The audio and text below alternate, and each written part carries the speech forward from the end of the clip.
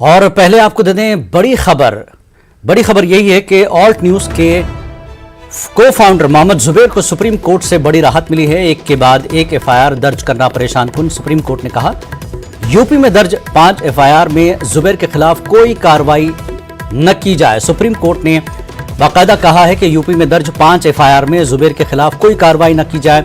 Supreme court ने जुबैर की दरख्वास्त पर नोटिस जारी कर दिया है और मामले की अगली समाअत 20 जुलाई को होगी। सीतापुर और दिल्ली में जमानत मिली, फिर दूसरी एफआईआर दर्ज की गई थी। सुप्रीम कोर्ट ने साफ तौर पर कहा कि एक के बाद एक एफआईआर दर्ज करना परेशानकुन है और यूपी में दर्ज 5 एफआईआर में जुबैर के खिलाफ कोई कार्रवाई न की जाए। सुप्रीम कोर्ट ने अहकाम दिए हैं तो जुबैर को बड़ी राहत मिली है। सुप्रीम कोर्ट से मामले की अगली समाअत 20 जुलाई को होगी।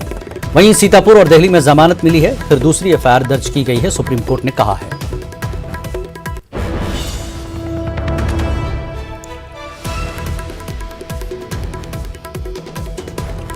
और मजीद तफसीलात के लिए इस वक्त हमारे नुमाइंदे सुशील से तफसीलात लेते हैं। सुशील, जिस तरह से जुबैर को आज बड़ी राहत मिली है और बड़ी बात यह है कि यूपी में जो 5 एफआईआर दर्ज हुई है उसमें कोई कार्रवाई न की जाए, सुप्रीम कोर्ट ने खास कहा है, और क्या कुछ और टिप्पणी की है सुप्रीम कोर्ट ने? एक बड़ी राहत मोहम्मद जुबैर को फिलहाल सुप्रीम कोर्ट से मिली है। हालांकि उनकी जो वकील हैं बृंदा गुप्ता, उनकी तरफ से कोर्ट में आज दी गई दो को ऑलरेडी प्रोटेक्शन मिल रखा है। उसी मामले में मल्टीपल एफआईआर उत्तर प्रदेश में दर्ज किए गए हैं, जिसमें से 5 जगहों पर उनके खिलाफ एफआईआर दर्ज हैं, जिसमें लखीमपुर, हाथरस और गाजियाबाद का जिक्र किया गया है। साफ तौर से ये कहा गया है चूंकि इस पूरे मामले में जब 2 अदालतों से उन्हें जमानत मिल गई है, ऐसे में सभी जो एफआईआर हैं उनको क्लब करे सुप्रीम कोर्ट और साथ ही साथ उन्हें इंटरिम प्रोटेक्शन मुहैया कराए। हालांकि यूपी सरकार की तरफ से कोर्ट में ये दलील दी गई और ये कहा गया कि जो भी एफआईआर दर्ज किए गए हैं मोहम्मद जुबैर के खिलाफ वो अलग अलग मामलों में दर्ज किए गए हैं। लेकिन इस पर सुप्रीम कोर्ट ने एक टिप्पणी की और ये कहा कि जब 2018 का ही ट्वीट है और उस ट्वीट को लेकर एक अलग अलग एफआईआर करना कहाँ तक उचित है। बहरहाल कोर्ट ने इस पूरे मामले में यूपी पुलिस को ये आदेश दिया है कि जब तक इस पूरे मामले में अब अगली सुनवाई सुप्रीम कोर्ट नहीं कर लेता है तब तक मोहम्मद जुबैर के खिलाफ कोई भी कार्रवाई ना की जाए। यानी कि अब फिलहाल उत्तर प्रदेश पुलिस के हाथ सुप्रीम कोर्ट ने अपने आदेश के बाद बांध दिए हैं। अब फिलहाल कोई भी कानूनी कार्रवाई मोहम्मद जुबैर को लेकर नहीं होगी जब तक सुप्रीम कोर्ट इस मामले में अगली सुनवाई नहीं करेगा। 20 जुलाई को दोबारा इस पूरे मामले में सुप्रीम कोर्ट सुनवाई करेगा। हालांकि इस पूरे मामले में उत्तर प्रदेश सरकार को सुप्रीम कोर्ट ने नोटिस जारी किया है। 20 जुलाई को अंतरिम जमानत पर सुप्रीम कोर्ट सुनवाई करेगा और यह तय करेगा कि क्या इस पूरे मामले में जो 5 एफआईआर दर्ज किए गए हैं अलग अलग मोहम्मद जुबैर के खिलाफ, उस पूरे मामले में उनको अंतरिम जमानत दी जाए या नहीं। लेकिन फिलहाल एक आदेश जरूर पारित कर दिया है जिसको एक फौरी राहत के तौर पर मोहम्मद जुबैर को लेकर देखा जा सकता है, क्योंकि अब इस पूरे मामले में यूपी पुलिस के द्वारा कोई भी फर्दर कार्रवाई इस मामले में नहीं की जाएगी। उम्मीद ये की जा रही थी कि आज फिलहाल इस पूरे मामले में हाथरस पुलिस रिमांड ले सकती थी मोहम्मद जुबैर की, लेकिन अब कोर्ट के आदेश के बाद वो ऐसा नहीं करेंगे तो अब 20 जुलाई का इंतजार करना पड़ेगा। लेकिन 20 जुलाई तक एक बड़ी राहत मोहम्मद जुबैर को जरूर मिल गई है। जी, जिस तरह से आपने कहा कि 5 एफआईआर दर्ज हुई, उसके खिलाफ कार्रवाई न करें, सुप्रीम कोर्ट ने खासतौर पर कहा है, और कोई नया एफआईआर भी नहीं होगा। अक्सर देखा गया यूपी में कि एक में जमानत मिलती है, फिर दूसरा एफआईआर होता है, दूसरी जो है चीजें हो जाती हैं। तो क्या इस पर भी कुछ सुप्रीम कोर्ट ने कहा है?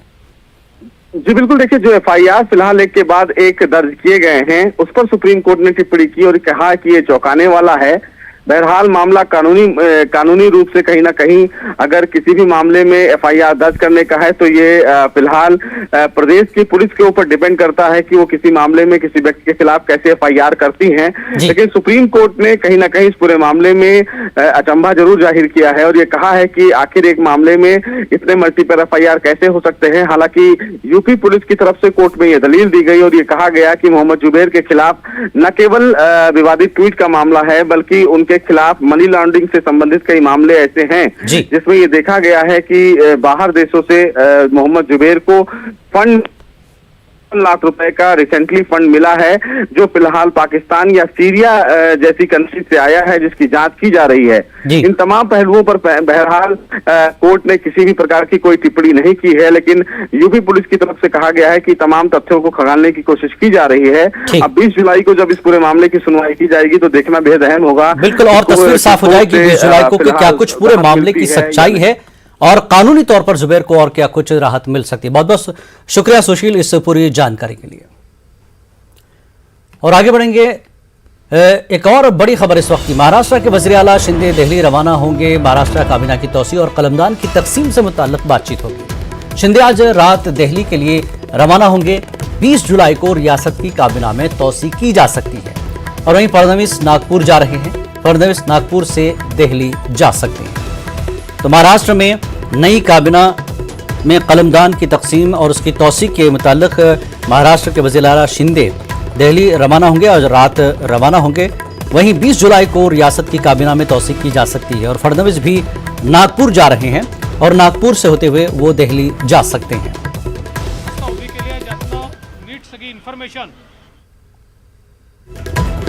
और इस वक्त हमारे नुमाइंदे अमित राय फोन लाइन पर जुड़ चुके हैं। अमित, जिस तरह से कैबिनेट एक्सपेंड करना है और कलमदान तकसीम करना है, दिल्ली से ये सारी चीजें हो रही है, जिस तरह से अगर हम बात करें उद्धव ठाकरे की, तो बात साबित होती है कि सारी चीजें दिल्ली से हो रही हैं। देखिए, निश्चित तौर पे आपको याद होगा कुछ दिन पहले जो है एकनाथ शिंदे सीएम बनने के बाद जो है देवेंद्र फडणवीस से दिल्ली गए थे। वहां उन्होंने प्रधानमंत्री नरेंद्र मोदी, जेपी नड्डा और अमित शाह से मुलाकात की थी और ये सूत्र हमारे बता रहे हैं कि देर शाम जो है आज वो फिर निकलेंगे और देवेंद्र फडणवीस भी नागपुर से जो है दिल्ली जा सकते हैं।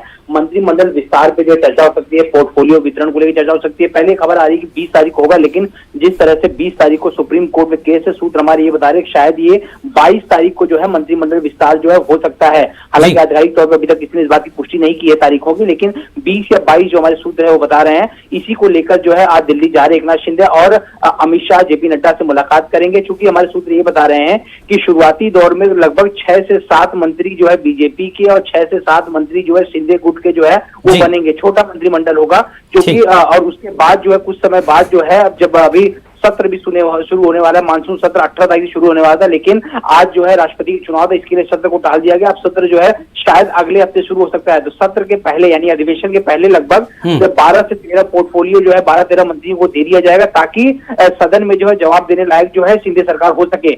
क्योंकि जिस तरह से देवेंद्र फडणवीस और शिंदे ने कई फैसलों को जो है मुख्यमंत्री उद्धव ठाकरे जो तत्कालीन मुख्यमंत्री है उनके फैसलों को टाल दिया था, उसके बाद शिवसेना की तरफ से ये आवाज उठाई जा रही थी कि इनके पास मंत्री है ही नहीं, तो ये फैसलों कैसे टाल रहे, क्योंकि कोई भी कैबिनेट करने के लिए कम से कम 12 मंत्री जो है कैबिनेट में होने चाहिए, ऐसा शिवसेना का दावा है। तो कहीं न कहीं नियमों को ताक पे रख के फैसले किए जा रहे हैं, ऐसा शिवसेना का आरोप है। और सबसे बड़ी बात यह है कि मंत्रिमंडल और पोर्टफोलियो बंटवारे में सबको खुश भी रखना है, कोई नाराज, बड़ा मसला यही है।